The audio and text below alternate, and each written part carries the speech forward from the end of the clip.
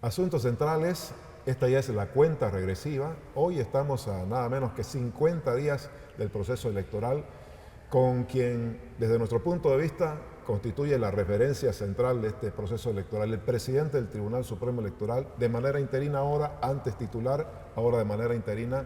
Diríamos que es la garantía del proceso electoral junto a los otros vocales que lo acompañan en equipo. Y estamos en el Hotel Cortés, justamente un lugar donde él habitualmente se aloja. Me contaba el doctor Hasenteufel que siempre vino por este hotel. Doctor, ¿cómo le va? Un gusto tenerlo aquí a 50 días de las elecciones. Santa Cruz lo acoge con cierta frecuencia. Buenas tardes, Tufi. Un gusto estar con usted. Efectivamente, estamos visitando esta ciudad. Lo hacemos con alguna frecuencia y casi siempre nos alojamos en este hotel, por supuesto, desde hace muchos años. Venía al restaurante de las parrillas que había cerca aquí. Claro, sobre la avenida Banzer, cuando la ciudad terminaba en el segundo anillo, solo había un pequeño local ahí donde servían unas carnes deliciosas. El local era de un señor conocido como el Gauchito Moya, seguramente era argentino, ¿no? Claro. Por supuesto. ¿Disfrutaba usted ahí de la parrilla? Sí. Y la ciudad muy chica, Claro, hasta relativamente. como hasta digo, ese tiempo. terminaba en el segundo anillo prácticamente. Sí. ¿Cómo la ve ahora Santa Cruz? No, ha cambiado mucho. La verdad es que es una pena para mi gusto que la ciudad se extienda mucho porque se van consumiendo tierras que podían servir mejor para la producción agrícola, qué sé yo. Pero bueno, es el precio del desarrollo, ¿no? El desarrollo. Y del crecimiento urbano. En América Latina se ha producido ese fenómeno en casi todos los países. El crecimiento urbano, las manchas urbanas han crecido demasiado.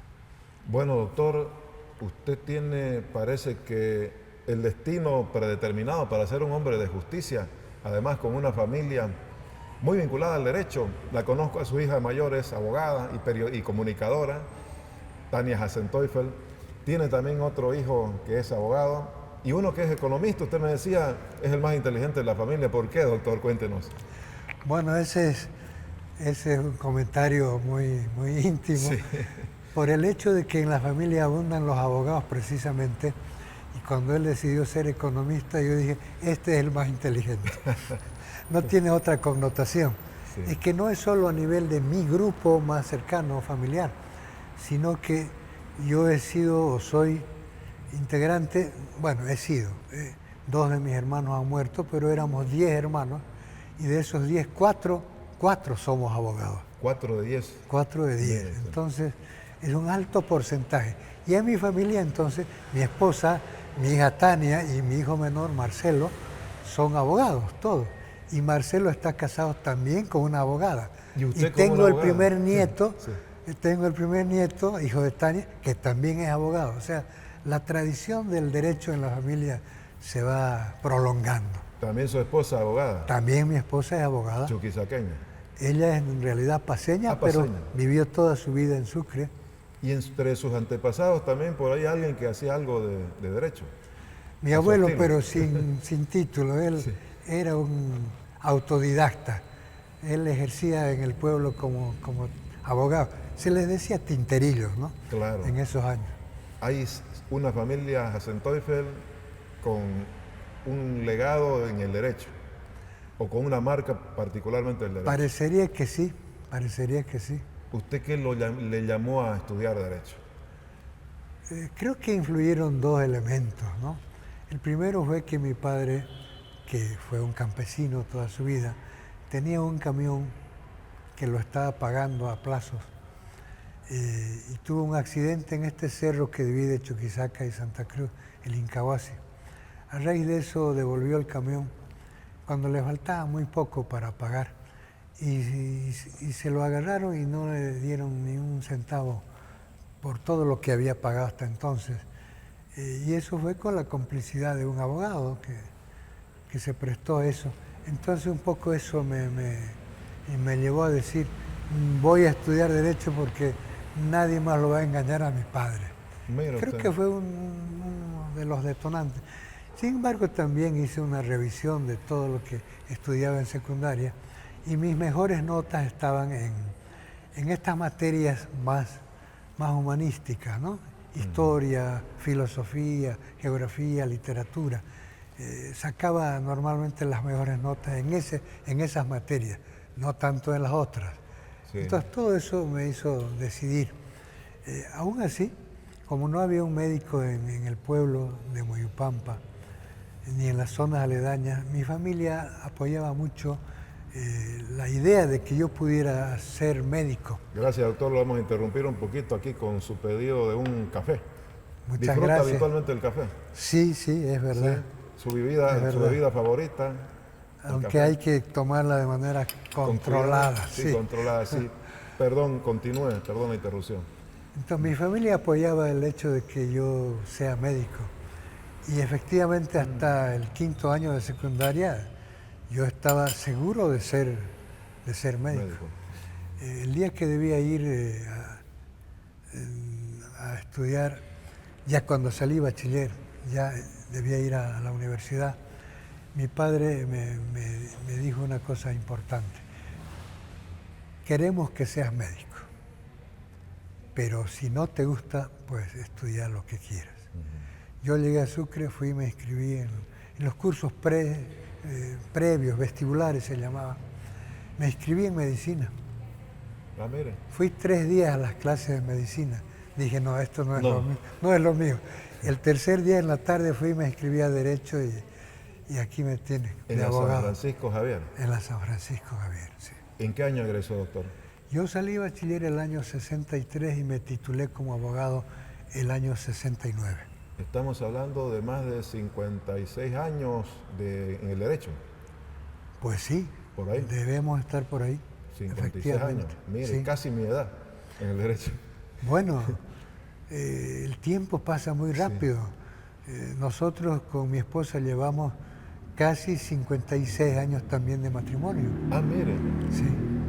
Qué interesante dato. Doctor, usted ha sido presidente de la Corte Suprema de Justicia, así se llamaba entonces. Ha sido presidente del Tribunal de Justicia Deportiva, que me he enterado, o sea, de deporte. Ha sido presidente del Tribunal Supremo Electoral. ¿De la Corte también o no? De la Corte Electoral. Corte anterior. Sí. Y ahora el del nuevo Tribunal Supremo Electoral. Y ahora es presidente interino, pero es el presidente el que va a llegar a la elección con este título. ¿Cuál ha sido la presidencia más difícil para usted? A ver, la vida lo lleva a uno por destinos inesperados. Yo cuando estudiaba Derecho y pasaba por la Corte Suprema y veía el edificio majestuoso y los ministros solemnes que salían, que se los veía muy de lejos, eran inaccesibles.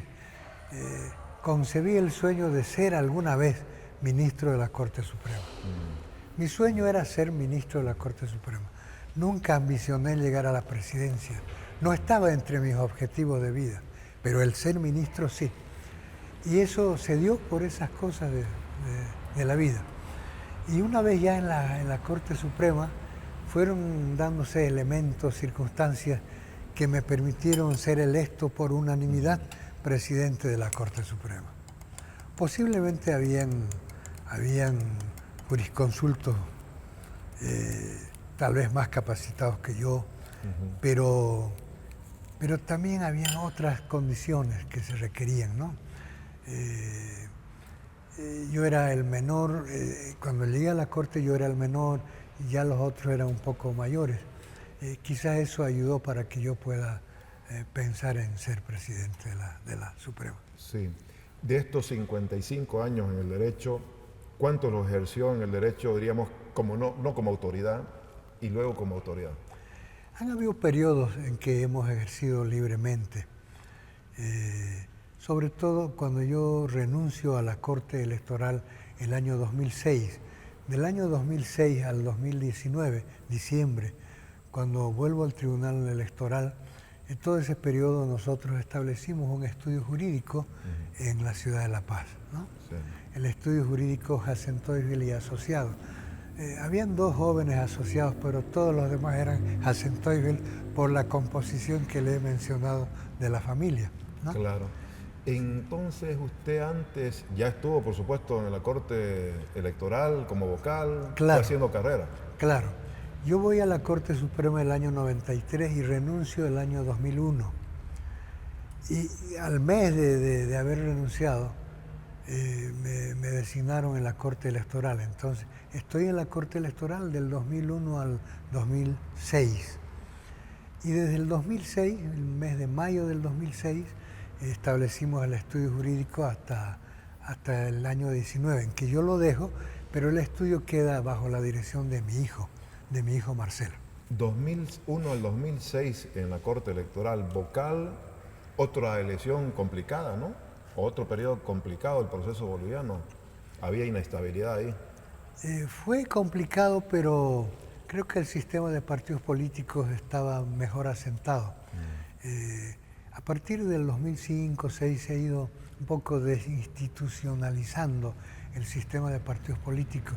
Y aunque parezca paradójico, una de las causas para eso, tengo esa impresión por lo menos, es que en ese afán democratizante que tenemos los bolivianos, hemos permitido, y lo hemos aprobado, y creo que no está mal, pero es uno de los elementos que ha perjudicado el funcionamiento de los partidos.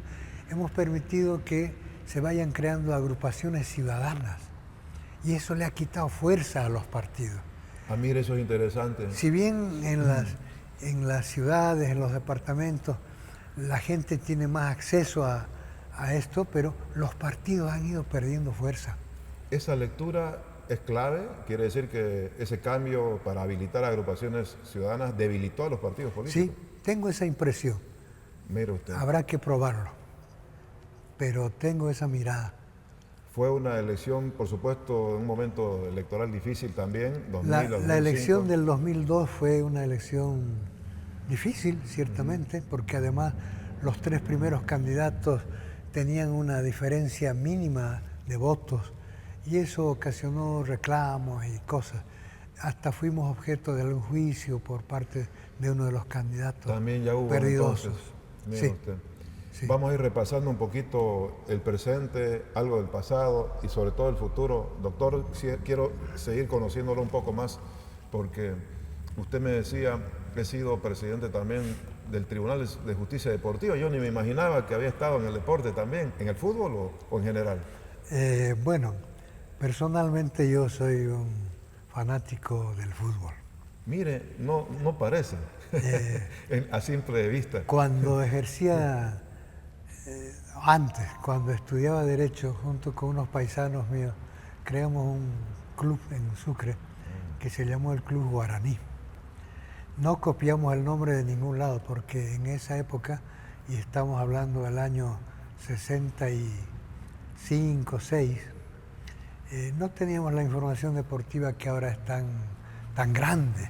Hay no sé cuántos canales que le dan noticias deportivas las 24 horas del día. En aquella ocasión no se tenía tanta información y menos nosotros no teníamos acceso a comprar periódicos porque nuestra economía no daba.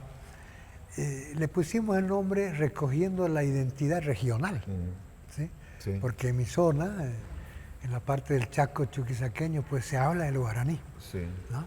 Entonces le pusimos ese nombre, no fue copiado. Después nos enteramos que había un club guaraní en Asunción y en algún otro lugar, tal que los colores incluso son diferentes. Nosotros le dimos los colores verde y blanco, ¿no? O sea, el guaraní de Asunción es amarillo y negro. ¿El club entró a la liga profesional o buscó entrar? Bueno, estuvimos participando en un torneo local, pero no teníamos apoyo de nadie. Entonces comprar zapatos de fútbol, comprar camisetas, era todo un dolor de cabeza. Sí. El proyecto se agotó en sí mismo. Y cuando yo vuelvo a la Corte Suprema, busco a esta gente con la que habíamos armado el primer equipo aquella primera vez y volvimos a recrear, digamos, el fútbol. Con un propósito fundamental, apoyar a los chicos que iban de la provincia, que a veces los padres no les hacían llegar oportunamente sus pensiones para pagar la habitación o la comida. Les brindemos apoyo a estos chicos, ¿no? Y segundo, evitar que se dediquen a a beber o a otras cosas, que estudien, que hagan deporte. Y armamos así el equipo con mucho éxito, porque lo creamos el año 94, el 95 lo inscribimos en la división más baja de la Asociación Chuquisaqueña de Fútbol, y el 98 ya estábamos jugando en la primera A. A ver. Sí. Y el 99 ya fuimos a la Copa Simón Bolívar, ¿no? O sea, ¿Usted era presidente del club? no podía. Yo, por ser ministro de la Suprema, estaba impedido. Pero mi hermano, que es uno de los abogados, él sí era el presidente. Mire, llegó entonces hasta la Simón Bolívar el club. Hemos tenido actuaciones muy importantes en la Copa Simón Bolívar. Y luego ya usted, a raíz de esa experiencia, estuvo en la presidencia. Yo me fui a La Paz, a la Corte Electoral, y un poco el club quedó ahí medio abandonado. En estos últimos años, ya pasan 5 o 6 años, la gente que se ocupaba del club se descuidó, no lo inscribió oportunamente en un torneo y quedaron fuera. El club por ahora está fuera de toda competencia. ¿Y usted ha sido hincha de algún otro club? Sí. También eso merece una historia rápida. Yo estudiaba en un colegio en Sucre que es el Colegio del Sagrado Corazón. En ese colegio se fundó el año 2013 aproximadamente un club que se llama Stormers. Stormers, claro. ¿Sí? Y tiene los colores azul y blanco. Y el equipo se conformaba por jugadores que eran alumnos del colegio. Los que tenían ciertas condiciones, pues los seleccionaban, los entrenaban para jugar. Yo estaba en ese grupo, yo entrenaba, pero por una serie de razones tuve que dejarlo, ¿no? Y sin embargo, por esas cosas de similitud un poco de los colores y todo, tenía yo alguna simpatía por el Club Bolívar de La Paz. Simpatía. Sí. No era hincha. Sin embargo, el año 69 yo había egresado de Derecho, estaba dando mis exámenes de grado y todo aquello, y subió a la presidencia el doctor Luis Adolfo Siles Salinas, y él nombró por primera vez a una mujer para un cargo en el Ejecutivo, ministra de Trabajo, la señora que después integró la Corte Nacional Electoral por 10 años, la señora... Bueno, se casó, era de Villegas, doña Alcira Espinosa de Villegas, ¿no? Y ella, que me conocía, me llevó a trabajar a La Paz.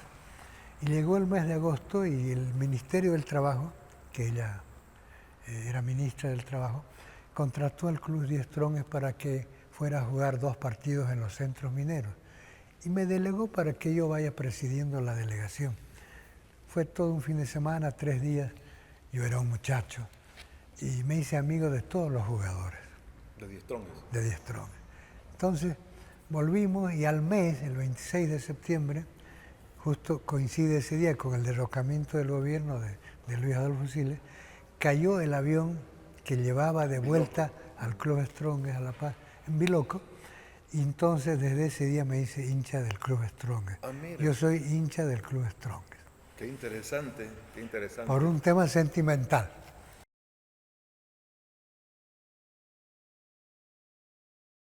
Ahora, doctor, el tema justicia, con todo el conocimiento que usted tiene del tema judicial, uno siempre dice los tiempos pasados eran mejores, pero en este momento se cuestiona mucho cómo está la justicia. ¿Era mejor antes que ahora? Personalmente soy enemigo de opinar de otros órganos, sobre todo de los que he integrado. Creo que la justicia en general, ¿cómo me explico? No solo reflejada en la administración de justicia en los tribunales. Creo que la justicia en general no está bien en nuestro país. Me refiero a la justicia como valor supremo, ¿no? Creo que en los últimos tiempos hemos desmejorado en este tema de la distribución de la riqueza.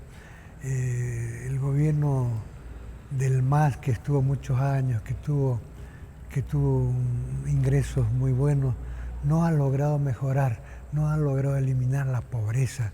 Y veo que ahora todavía hay por las calles gente mendigando. Yo cuando hablo de justicia prefiero hablar de esa justicia más colectiva, más valórica, más sí, que más que de la administración de justicia como tal. La administración de justicia como tal tiene sus problemas. Primero, el hacinamiento de los tribunales. Los jueces viven ahí y trabajan en unos cubículos incómodos. Hay que designar más jueces, no abastecen. La carga procesal se ha centuplicado por muchos. Hice un estudio cuando yo fui a la Corte Suprema.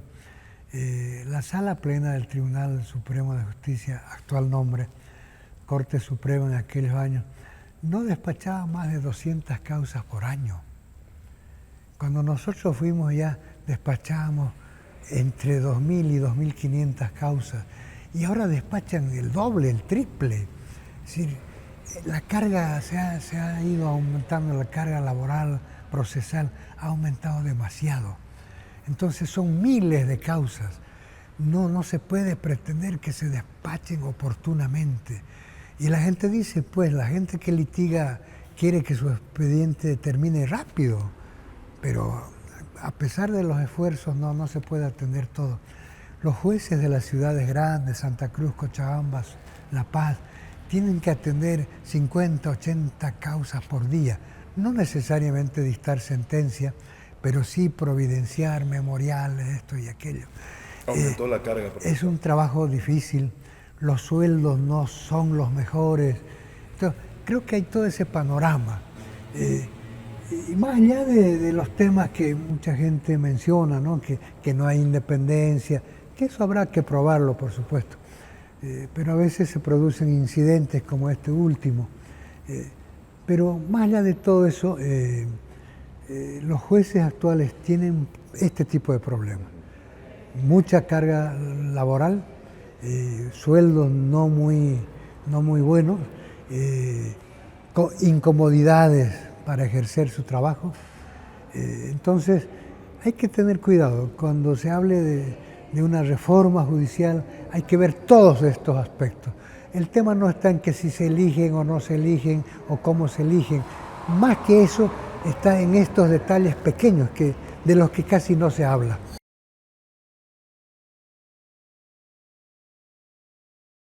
Bueno, doctor, vamos a entrar más ya en materia. Usted me daba su opinión sobre la justicia. Me decía que no es tanto el problema en la forma de elección como en la sobresaturación que pueda haber, el congestionamiento. Pero de todas maneras hay quienes dicen, caramba, ya han surgido propuestas de cambiar el sistema de elección. ¿Qué piensa? Sí, efectivamente, el tema de la elección popular de los jueces en sus altos niveles, aparentemente no ha sido una idea muy bien aceptada por la sociedad boliviana. Y eso se demostró en los dos primeros procesos del 2011 y del 2017, cuando la votación por blancos y nulos llegó a casi al 65%, frente al voto válido que fue mínimo. Por suerte, en este último proceso que nos tocó administrar, cambiamos el resultado y llegamos a un 64% de votos válidos. Pero esa creo que es la mejor expresión del descontento de la gente por el sistema de elección. Este es un sistema que se aplica en algunas partes del mundo, bajo diversas modalidades. En Estados Unidos se aplica para los tribunales, digamos, departamentales, estatales, y en otros países también, como en el Japón, pero en el Japón con una variante, que no se eligen directamente. El Congreso designa a los magistrados de la Suprema y después de un cierto tiempo, 2 años, se someten a referéndum para ver si el pueblo los aprueba o no, ¿no? Entonces, sí. Pero hay un sistema de elección. Empezó a aplicarse durante la Revolución Francesa, a partir de las teorías de Rousseau, de Montesquieu, de la soberanía popular. ¿Sí? Hasta los jueces deben ser electos, no solo el Parlamento. Y se hizo una elección, pero al poco tiempo modificaron el sistema y volvieron al sistema de que se haga la designación nomás en el Congreso. En nuestro país ha habido, y eso hay que investigarlo, pero hay noticias importantes que nos muestran que durante la Guerra del Pacífico, como todo el mundo se fue a la guerra, en algunos lugares, en algunas ciudades, Oruro es un ejemplo, la población eligió jueces, porque no habían jueces, los eligieron. ¿Sí? Sí. Entonces son antecedentes. En México, acaban de incorporarla, ¿no? En el año, no, sin embargo, ya hubo un antecedente, el año, espero no equivocarme, pero ellos aprobaron una constitución en el año 1857 y en esa constitución se estableció la elección popular de los magistrados de la Corte Suprema. O sea, hay antecedentes. Lo cambiaron muy rápidamente también. Y ahora, claro, desde el año pasado nuevamente México está con este tema. Todo indica que a la gente no le gusta el sistema, ¿no? Si un ex vocal del Tribunal Supremo Electoral publicó un libro apoyando mucho este sistema, porque según él esto extiende la democracia. Sí, pero un jurista choquisequeño publicó otro libro totalmente contrario. Son las dos publicaciones más serias que he conocido sobre el tema. Y es un tema discutible. Quizás el sistema no es malo. Lo que ha sido malo es la forma en que se eligen a los candidatos. Porque una de las críticas al viejo sistema era que la influencia política, que en el Congreso los partidos se ponen de acuerdo y eligen a sus amiguitos. Sin embargo, como es la Asamblea Legislativa la que hace la preselección de los candidatos, la influencia política sigue presente. Creo que hay que buscar un sistema donde sean las organizaciones civiles, colegios de abogados, universidades, etcétera, que haga esa preselección de candidatos. El sistema podría funcionar si se cambia el sistema de preselección de los candidatos. ¿Usted cree que está absolutamente garantizado el proceso a 50 días? Ayer o en la semana que acaba de terminar surgieron nuevos recursos que pusieron otra vez en duda el asunto. Ustedes mismos pronunciaron un comunicado, pero se han bajado los dos recursos al menos. Sí. Parece que fue determinante también que el Poder Judicial salga y se anticipe. Efectivamente, efectivamente. Hoy se están cumpliendo dos actividades, la 36 y la 37, en el sentido de que se están remitiendo del Ceresi Nacional a los Ceresis departamentales las listas de ciudadanos inhabilitados y también a la Dirección Nacional de Informática, llamémosla así, DNTIC se llama en realidad, para que se publiquen y la gente todavía tiene la opción entre el 1 y el 4 de julio de reclamar esta inhabilitación y poder ser habilitada en el padrón electoral.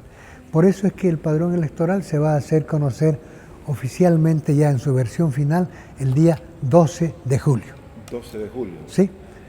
Y a partir del 18 de julio ya iniciamos también el periodo en que las organizaciones políticas pueden hacer propaganda electoral en los medios masivos de comunicación. Sí, ¿no? Sí. ¿Usted tiene una estimación? Y vamos a hacer también ese día el sorteo de jurados electorales. Sí. Ahora bien, al margen de estas actividades importantes, estos hitos, lo que me gustaría decir es que desde el Tribunal Supremo Electoral, desde el órgano electoral en su conjunto, estamos confiados en que el calendario se va a cumplir. Estamos confiados y queremos garantizarle al pueblo boliviano que la elección se va a realizar el 17 de agosto de este año. No importa lo que vaya a pasar en el camino, la elección nosotros la vamos a garantizar y la vamos a hacer el 17 de agosto. Mencionaba usted el padrón, que vamos a tener la cifra exacta y oficial el 18 de julio aproximadamente. El 12 de julio. El 12 de julio. Sí. ¿No hay una estimación actual? ¿Va a ser mayor que la anterior? El padrón va a tener entre 7.500.000 y 7.800.000. ha sido... Pero le quiero decir algo sobre el padrón, y esto es muy importante.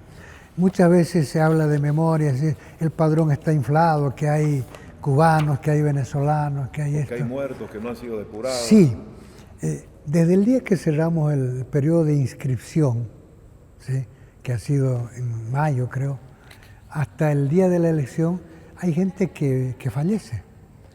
Esa gente, si bien la depuramos en lo posible, sobre la base de los registros en el CERESI, del registro civil, llamémoslo, hay fallecimientos que no se registran. Y además, luego que entregamos el padrón el 12 de julio, hay un periodo hasta el día de la elección en que siguen falleciendo algunos ciudadanos. Esa gente va a seguir figurando en el padrón. Ya no la vamos a tocar. El padrón ya no se toca. Entonces hay un pequeño margen de gente que, habiendo fallecido, sigue figurando en el padrón. Pero a lo que voy es a esto: la composición nuestra del padrón solo llega al 64.8% de la población total. En otros países, en el Perú llega al 73.4%, en Argentina al 75.8%, en Chile al 77.3%, en Uruguay al 75.2%, en México al 76.4%, en Brasil al 76.4%, en el Ecuador al 80.6%, y el nuestro llega al 64.8%. O sea, no hay ninguna posibilidad entonces de que se diga que el padrón está inflado, que figuran muchos muertos o extranjeros o esto o aquello. Les vamos a entregar 2 o 3 días antes la lista de ciudadanos votantes de cada una de las 35.000 y pico mesas electorales que funcionan en el país, para que ellos puedan hacer el control. ¿Sí? Sí. Doctor, la boleta en sí, que todavía siguen habiendo dudas, hay un casillero en blanco, se ha bajado un candidato de nueva generación patriótica, falta un vice en el caso de Fuerza Pueblo. ¿Cuándo se la va a tener con claridad? Porque además hay el dato de que 3 días antes todavía puede haber alguna renuncia de un candidato o algo que pase. Sí, normalmente no se daban estos casos, salvo el año 2002, en que la Sala Plena de la Corte Electoral eliminó a un candidato, el señor Johnny Fernández, sí, y eliminaron la franja que le correspondía a él de la boleta, con mi disidencia, debo decir. El señor Fernández nos ganó un amparo y tuvimos que reponerlo en la franja, pero la papeleta apareció completa ya para la elección.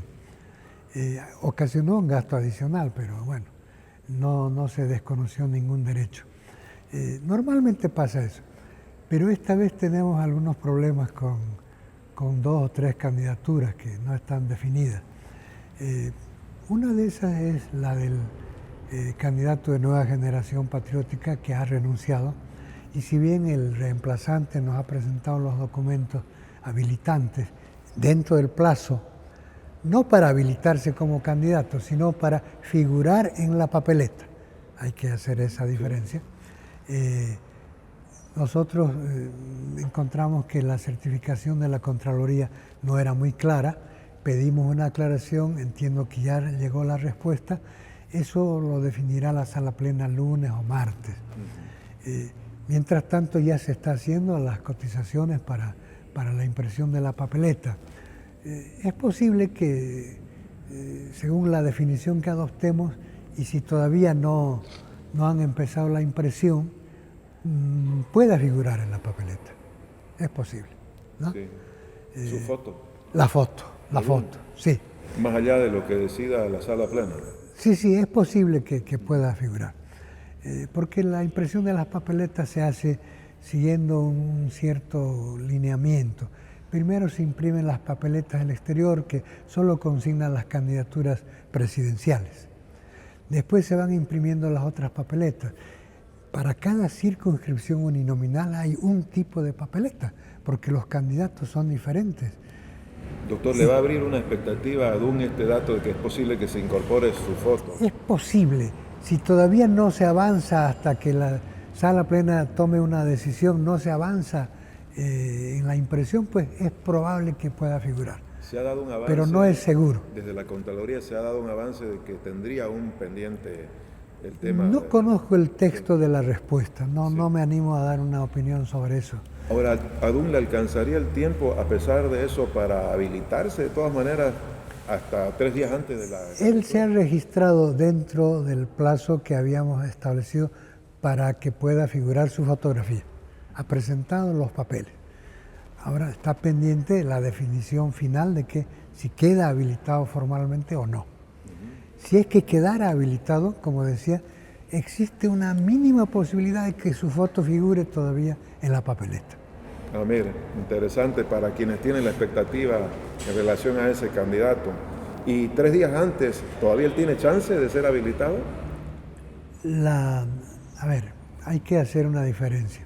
La sustitución de candidatos por renuncia se puede hacer hasta el día 3 de julio. Por causa de habilitación, muerte o cualquier otro tema, se puede hacer hasta 3 días. Ahora, Evo Morales también tiene expectativa de encontrar sigla. ¿Hasta cuándo él podría tener tiempo de inscribirse y ver si lo habilitan? Pues es un tema del cual no quisiera hablar, porque mientras él no sea postulado como candidato a cualquier cargo, no podemos referirnos a él, ¿no? Sí. ¿Y ahí sí él tiene tiempo para buscar sigla aún? ¿Otra sigla que lo pueda inscribir al menos? En teoría podría todavía hacer alguna alianza con algún partido, ¿no? No sé, Morena, UCS, algún partido. Sí, podría. Perfecto, ya ahí evaluaría la... Pero en ambos casos, si es que él aspirara a la presidencia, los actuales candidatos deberían renunciar. Y en ese caso su plazo sería hasta el 3 de julio. ¿El dinero para la elección está asegurado? El dinero para la elección en el interior del país de alguna manera está totalmente garantizado, aunque los precios de algunos insumos han ido subiendo como efecto de la inflación que vivimos en el país. El tema, por ejemplo, de la impresión de las papeletas ha subido casi un 54%. Y tenemos problemas para obtener cotizaciones de otros insumos. Antes las cotizaciones tenían una validez de 15 días, 20 días. Ahora nos hacen cotizaciones para 2 días, para 3 días como máximo. Y eso nos obliga a tomar decisiones muy rápidamente, porque si no, no llegamos. ¿Y para el exterior le falta? Para el exterior, es que nunca ni a nivel nacional nos entregan todo el dinero. Nosotros, en función de lo que tenemos presupuestado, vamos solicitando entregas parciales para ir cubriendo los gastos que se presentan. Hay asignaciones quincenales, mensuales. Para el exterior funciona lo mismo. Estamos recibiendo el dinero con alguna demora.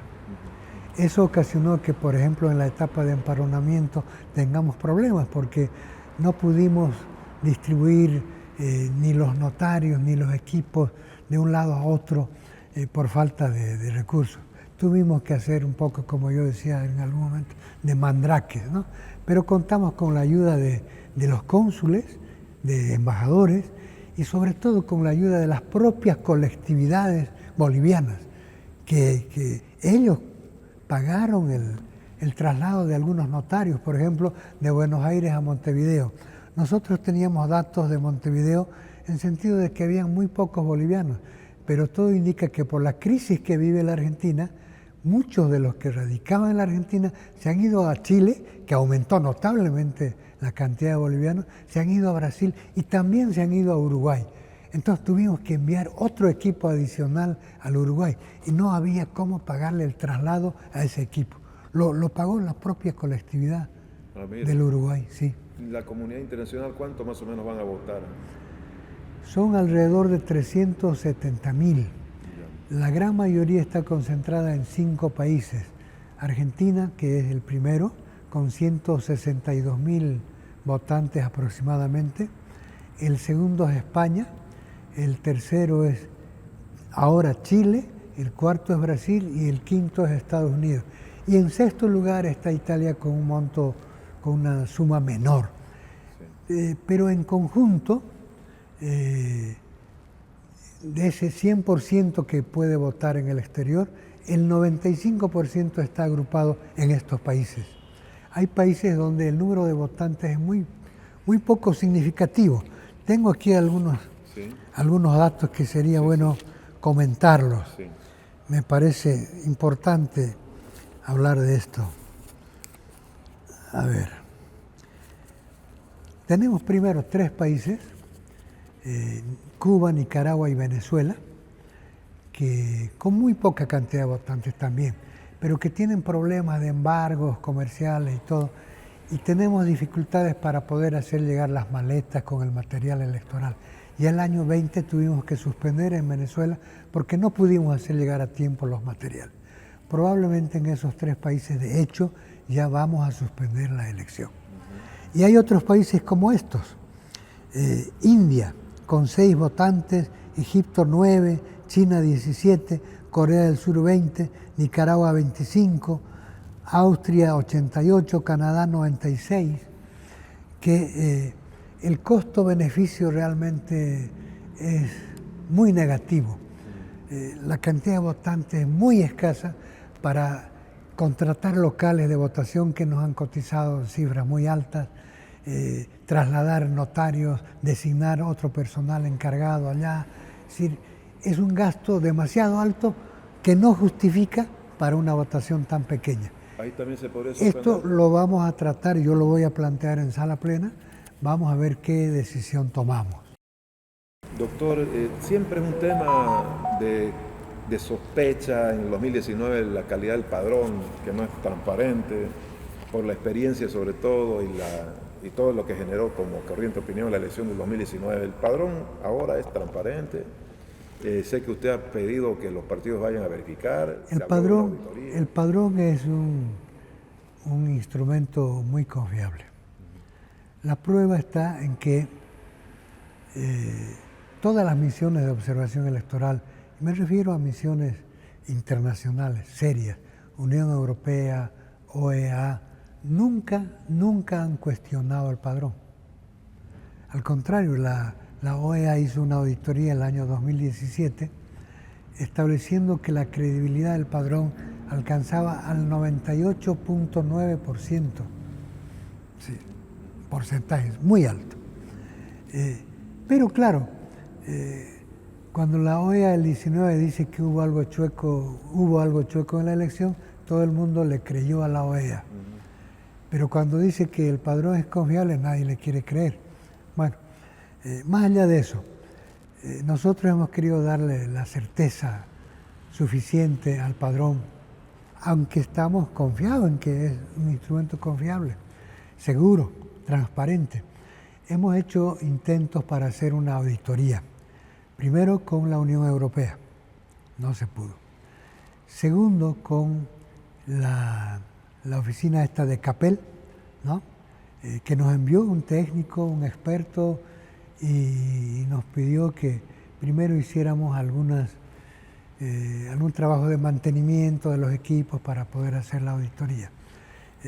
Tercero, intentamos hacerlo con la universidad pública a través del Comité Ejecutivo de la Universidad Boliviana. Ellos aceptaron, pero querían hacer una auditoría revisando partida por partida, o sea, ese es un trabajo de largo alcance, que no llegábamos a poder completarlo. Intentamos hacerlo con la Asociación Nacional de Universidades Privadas. Hicimos incluso un taller acá donde estuvieron presentes muchas de las universidades privadas. Parecía que eso iba a avanzar, pero a último momento nos mandaron una carta diciendo que no podían hacerlo. Intentamos hacer el trabajo con el Colegio Nacional de Auditores. Tampoco tuvimos éxito. Nos hemos reunido con la gente de la Universidad Tecnológica Boliviana, la UTB, y estamos a la espera de su respuesta. Todavía estamos haciendo el último intento. Ya no va a ser una auditoría así muy completa, pero por lo menos por muestreo, creo que hay que intentar hacer el trabajo. Y finalmente le hemos planteado a los partidos políticos que nos acrediten 2 representantes técnicos para que ellos hagan la verificación del padrón. O sea, lo cual muestra que nosotros no tememos a una revisión. O sea, sabemos que es confiable. No sé cuántos días pasan del documento aquel, del encuentro, del cuarto encuentro. Hasta hoy día ninguno nos ha acreditado ni un solo representante. Esto nos hace pensar que los partidos confían en el padrón. Ahora, doctor, los resultados preliminares esa noche ya tienen el CIREPRE, se van a conocer esa noche, los preliminares, y en la semana, ¿en qué plazo?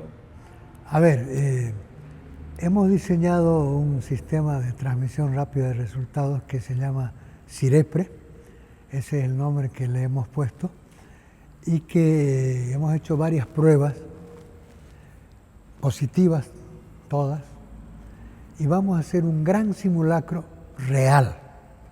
Le hemos puesto el nombre de simulacro real porque estamos contratando la gente necesaria para que transmitan los datos inmediatamente después del cierre de cada una de las mesas desde todos los recintos electorales. Esperamos tener toda la información entre las 8 y 8 y media de la noche, y a las 9 de la noche del domingo 17 de agosto supongo que estaremos dando ya la información resultante de este sistema de transmisión rápida. No va a ser al 100%, va a ser al 80-85%, pero ya va a dar una tendencia de lo que esté pasando en el país. Doctor, observadores internacionales que van a acompañar este proceso, ¿cuántos, quiénes ya han confirmado? Van a llegar, en primer lugar, los integrantes de todos los organismos electorales de América Latina que están agrupados en una institución que se llama UNIORE. Van a llegar todos ellos, son 20 y pico países. Van a llegar observadores de CAPEL, que es la Secretaría Técnica de UNIORE. Van a llegar misiones de la Unión Europea y de la Organización de Estados Americanos. Ya hemos suscrito los convenios con ambas. La Unión Europea ya nos ha enviado una misión exploratoria que ha estado en el país una semana y ya regresó, y próximamente ya vendrá la misión permanente de observación, porque hay 2 tipos nuestras normas hablan de acompañamiento más que de observación, pero hay 2 tipos de acompañamiento: un acompañamiento permanente, que es el que hacen la OEA y la Unión Europea, y el acompañamiento que se hace ya de manera más rápida, con 2 o 3 días de participación de las misiones, ¿no? Sí. También hay misiones nacionales, la Fundación Jubileo y una agrupación de muchas instituciones que se llama Observa Bolivia, que pueden igualmente participar. Estamos acreditando a sus delegados en estos días. Hay mucha gente que ha mostrado interés, hay gente que está viniendo. Les hemos dicho que no podemos pagarles nada y están viniendo con sus propios recursos. Hay una señora paraguaya que trabaja en Estados Unidos en temas electorales, está viniendo. Hay unos miembros de un partido de República Dominicana, del Partido Revolucionario Moderno, un grupo de jóvenes que están viniendo por su cuenta, y hay otras organizaciones así que vienen por su cuenta. Tenemos una organización de la cual yo formo parte, que es el CELA, el Consejo de Expertos Electorales de Latinoamérica, que también les estamos haciendo llegar la invitación para que nos acompañen también en este proceso electoral. Es decir, va a venir mucha gente a observar y a acompañar este proceso electoral. Sí. Por eso es que tenemos que darle la mayor transparencia para que no haya duda alguna de que todo está bien hecho. El tema de segunda vuelta está totalmente, si hubiese, garantizado igual en financiamiento, en todo lo demás, en la operación. Hemos preparado nosotros el presupuesto para una eventual segunda vuelta. Eso todavía no está aprobado, pero seguramente se aprobará en cualquier momento. Perfecto. Y lo otro, doctor, la pregunta quizás más fundamental, la confianza en los vocales, en la independencia de ustedes. está plenamente garantizada. Mucho se dice de que alguno responde al MAS, otro responde a la oposición, otro puede responder ahí. ¿Cómo está ese tema de los vocales? Desde la crisis que se vivió el año 1989, cuando los integrantes de la Corte Electoral eran designados políticamente, la norma legal que rige establece que los vocales no podemos ser integrantes de un partido político. Ni siquiera el último funcionario puede ser militante. Yo alguna vez he hecho algún comentario, decir que eso me parece una exageración. He sido muy cuestionado y criticado, pero ¿qué más da que un chofer o un mensajero tenga una militancia política si ellos no defienden nada, ¿verdad? Pero bueno, somos tan especiales los bolivianos. Para ser funcionario del órgano electoral no puede tener una militancia política. Otra cosa es que tenga ideas políticas. Sí. ¿Y simpatías? Yo creo que cada uno tiene sus ideas, pero todos nos manejamos con absoluta independencia, ¿no? No estamos sometidos a nadie. A veces la gente dice, esta mañana nomás escuchaba en Panamericana que una señora opinaba ahí o un señor, ya no sé, que el Tribunal Supremo Electoral se ha entregado al Tribunal Constitucional, y eso no es verdad. Lo que pasa es que hay un Tribunal Constitucional que, por mandato de la Carta Magna, tiene un poder muy grande, que está por encima de todos los otros órganos del poder. Le pueden declarar inconstitucional un decreto supremo, le puede anular cualquier cosa a la Asamblea. De hecho, le ha anulado las 2 convocatorias a postulantes para las elecciones judiciales, ¿verdad? Sí. Porque a quien ha afectado el Tribunal Constitucional ha sido básicamente a la Asamblea, no al órgano electoral. Sí. ¿Sí? En su caso personal, ya doctor, que es la cabeza del tribunal, ¿nunca lo tentaron para ser militante, para ser candidato? Sé que puede tener ideas políticas, pero su independencia... No milito en ningún partido político. Alguna vez he recibido la invitación para integrarme o ser candidato a algo, nunca he aceptado. La política me gusta, me fascina, diría yo, pero como ciencia, no como arte. Nunca he pensado en hacer política. Sí. Un hombre plenamente consolidado en sus ideas, en su propio patrimonio, porque usted sabe la vulnerabilidad, las ofertas, los escenarios de presión, en una etapa así tan delicada, una de las elecciones más críticas. A nivel de familia, debo decirle que tanto mi esposa como yo hemos trabajado toda la vida, desde que fuimos estudiantes de Derecho, ¿sí? Yo empecé siendo auxiliar calígrafo, porque en esos tiempos no había computadora. Todos los fallos y sentencias que se dictaban en la Corte Superior de Justicia, que son los tribunales departamentales actuales, se registraban en un libro con esas plumas que había que sopar ahí en el tintero. Entonces, mi primer cargo fue ese, de auxiliar calígrafo en la Corte Superior de Chuquisaca. Luego fui designado juez. Bueno, hasta cierto punto hice alguna carrera judicial. No ha sido una carrera permanente. Pero hemos consolidado lo necesario, un mínimo vital que nos permite vivir sin problemas. Por supuesto, no llevamos una vida tampoco de suntuosidad, ni mucho menos. Siempre hemos llevado una vida sencilla. No hay problemas.